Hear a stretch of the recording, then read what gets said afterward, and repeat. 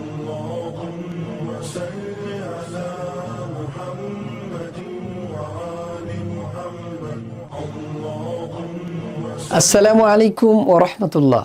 হামিদা ওয়া মুসাল্লিয়া ওয়া মুসাল্লিমা আম্মা বাদ। তানজিমউদ্দিন একাডেমির অনন্য কারনামা 3 খণ্ডে ছোটদের আরবি শিক্ষা সিরিজ। ভিডিওটি না টেনে শেষ পর্যন্ত দেখার আমন্ত্রণ জানিয়ে শুরু করছি লেভেল 2 লেভেল 2 এর দার্স 14। তো এই দার্সটি মূলত পূর্বের ন্যায় আমাদের তাজবিদের একটি দার্স।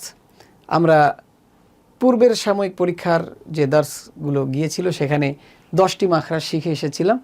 এখান থেকে আমরা শিখব 11 থেকে 17 পর্যন্ত মাখরাজ ইনশাআল্লাহ তাআলা। তো সেই পূর্বের নিয়মে আমরা চলে যাচ্ছি। 11 নম্বর মাখরাজ দাল থা, জিহ্বার আগা সামনের উপরের 2 দাঁতের গোড়ার সাথে লাগিয়ে উচ্চারিত হয় যথা আত, আদ, আত।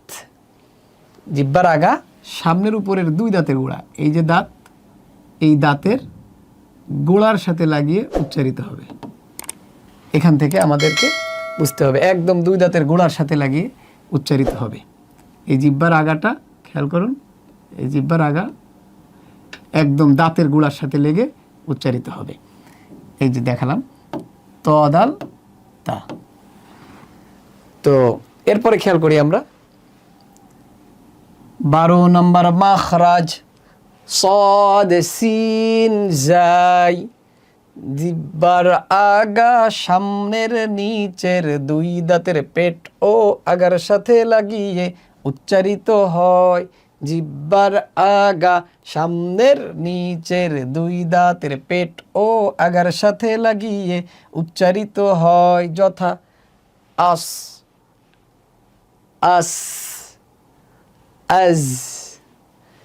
এই যে জিহ্বার আগা খেয়াল করি, জিহ্বার আগা এই নিচের যে দাঁত, নিচের এই 2 দাঁতের পেট, এই যে মাঝখানে, এই মাঝখানের সাথে এবং এই গুড়ার সাথে মিশে উচ্চারিত হবে। তো এরপরে আমরা পরবর্তী মাখরাজে যাচ্ছি। 13 নম্বর মাখরাজ যাল ফা, জিহ্বার আগা সামনের উপরের 2 দাঁতের আগার সাথে লাগিয়ে উচ্চারিত হয় যথা আও, আল, আফ। এই যে জিহ্বার আগা সামনের উপরে 2 দাঁতের আগা, এই 2 দাঁতের আগার সাথে লাগিয়ে উচ্চারিত হবে ল, জাল, সা। এই জাল, সা এবং জ মাখরাজ একই, কিন্তু সেফাতের দিকে একটু পার্থক্য রয়েছে। সেই পার্থক্যটি হলো জাল এবং সা বলার সময় জিহ্বাটা ফাঁকা, জিহ্বার গোড়াটা নিম্নমুখী থাকবে কারণ এটা পাতলা হরফ। আর জ বলার সময় জিহ্বার গোড়া উপরের দিকে উঠে আওয়াজ যেটা বের হয় সেটাকে একটু মোটা করে দিবে, পুর করে দিবে। এই হলো এই দুটোর মধ্যে মৌলিক পার্থক্য। তো ল, জাল, সা মাখরাজ একই, সিফাতের দৃষ্টিকোণ থেকে জাল, সা এবং জয়ের মধ্যে পার্থক্য রয়েছে। যেমন উপরে সদ এবং সিন ঝাই এর মধ্যে পার্থক্য রয়েছে। এখানে জিহ্বার গোড়া উপরে উঠে সদ মোটা হবে আর সিন ঝাই এটা পাতলা হবে। এরপর চলে আসতেছি 14 নম্বর মাখরাজ। 14 নম্বর মাখরাজ ফা, নিচের ঠোঁটের পেট সামনের উপরের 2 দাঁতের আগার সাথে লাগিয়ে উচ্চারিত হয় যথা আফ, আফ, আফ। খেয়াল করি এই যে নিচের ঠোঁটের যে মাঝখান পেট, এই পেটটা উপরের 2 দাঁতের আগা, এই যে 2 দাঁতের আগা ফা, নিচের ঠোঁটের পেট সামনের উপরে 2 দাঁতের আগার সাথে লাগিয়ে উচ্চারিত হয় ফা, আফ, আফ। এরপরে আমরা দেখি ওয়াও। 15 নম্বর মাখরাজ ওয়াও বা মিম, ওয়াও বা মিম। ওয়াও, বা এবং মিম এই 3টার মাখরাজে কিছু পার্থক্য রয়েছে, এজন্য প্রত্যেকটা আলাদা আলাদা দেওয়া হয়েছে। 15 নম্বর মাখরাজ ওয়াও, 2 ঠোঁট গোল করে সামান্য খোলা রেখে উচ্চারিত হয় যথা আউ, আউ। এই যে খেয়াল করেন 2 ঠোঁট গোল করে সামান্য খোলা থাকবে, সামান্য খোলা থাকবে আউ, আউ, এই যে ওয়াও এর মাখরাজ। এরপরে বা, দুই ঠোঁটের ভেজা জায়গা হতে উচ্চারিত হয়, ভিজা জায়গা হতে উচ্চারিত হয়, বা দুই ঠোঁটের ভিজা জায়গা থেকে উচ্চারিত হয়। খেয়াল করি, এই যে দুই ঠোঁটের ভিজা জায়গা থেকে, এখান থেকে উচ্চারিত হবে। এই যে বা, বা, এরকম হবে না, বা। মিম, দুই ঠোঁটের শুকনা জায়গা হতে উচ্চারিত হয়, যথা আম, আম, এটা শুকনো জায়গা থেকে, আর বা ভিজা জায়গা থেকে, আব, আব, আম, আম, আউ, আউ। এভাবে করে আমরা মাখরাজটাকে পড়ে নিব। এর পরবর্তী মাখরাজ, এটা কোনো হরফের না, এটা হলো তাজবিদের গুরুত্বপূর্ণ বিষয়, মাদ এবং গুন্না। মাদ এবং গুন্না। মাদ এর হরফ হলো তিনটি, ফাথার পরে খালি আলিফ, দম্মার পরে ওয়াও সাকিন, কাসরার পরে ইয়া সাকিন। খেয়াল করি, তো মুখ ও হলকের খালি জায়গা হতে উচ্চারিত হয়। তো আমরা বলি মুখের খালি জায়গা হইতে, মূলত হলক এবং মুখের মাঝখানে যে ফাঁকা জায়গাটি বাতাস থাকে, সেখান থেকেই মূলত মাদ উচ্চারিত হয়। যেমন মুখ ও মুখের খালি জায়গা হতে উচ্চারিত হয়, যথা বা, বু, বি।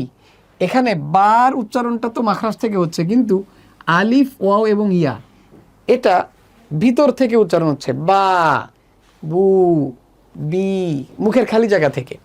তো এই যে আমরা একটু খেয়াল করি, মুখের খালি জায়গা সবুজ কালার দিয়ে দেওয়া, এই যে মুখের ভেতরের এই খালি জায়গা, এই খালি জায়গা থেকে মূলত উচ্চারিত হবে। এই যে মুখের ভেতরে যে খালি জায়গা, এই খালি জায়গা থেকে উচ্চারিত হবে। একদম এখান থেকে আওয়াজটা বের হয়ে এই দিক দিয়ে বের হয়ে যাবে, এখান থেকে আওয়াজটা বের হয়ে এদিক থেকে, এখান থেকে বের হয়ে এই দিক থেকে বের হয়ে যাবে আওয়াজটা, বা, বু, বি। এরপর হলো গুন্না। গুন্নাটা মূলত নাকের বাসি থেকে উচ্চারিত হয়, গুন্নাটা নাকের বাসি থেকে উচ্চারিত হয়। 17 নম্বর মাখরাজ হলো গুন্না, এটা নাকের বাসি হতে উচ্চারিত হয়, যথা আন্না, আম্মা।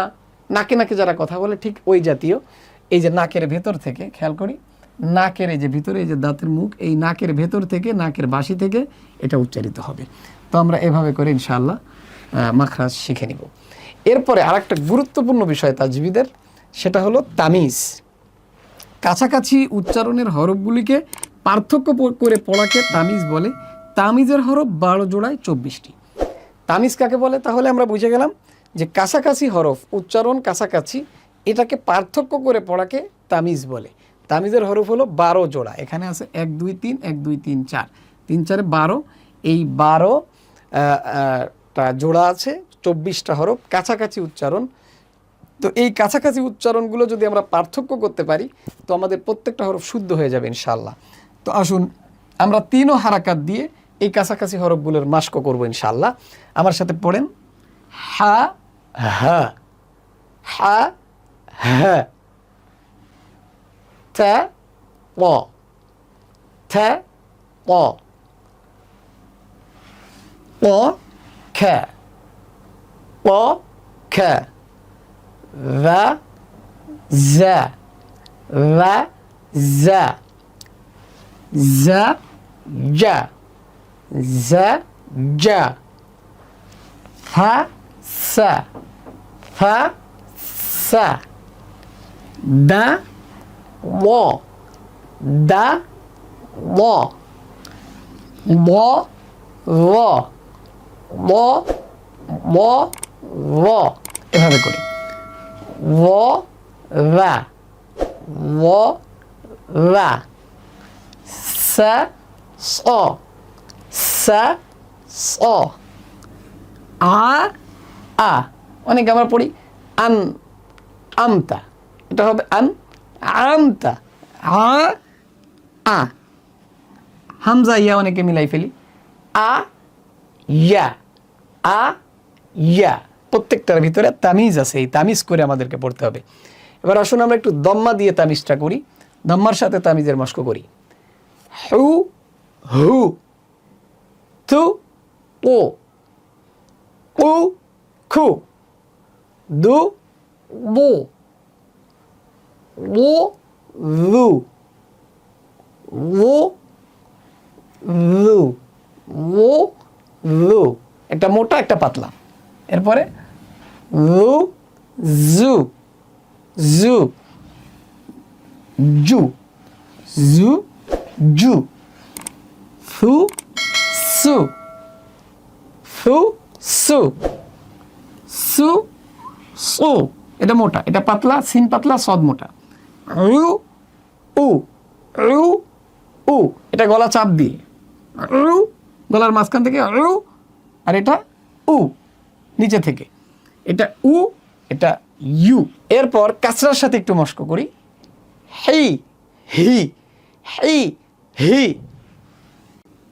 থি তুই থি তুই, ই খি ই খি, দি দুই দুই দুই দুই রি রি জি জি জি জি জি, সি সি সি সুই সি সুই, ই ই ই ই ই ই ই ই। এভাবে করে তামিজ করে উচ্চারণ করবেন ইনশাআল্লাহ।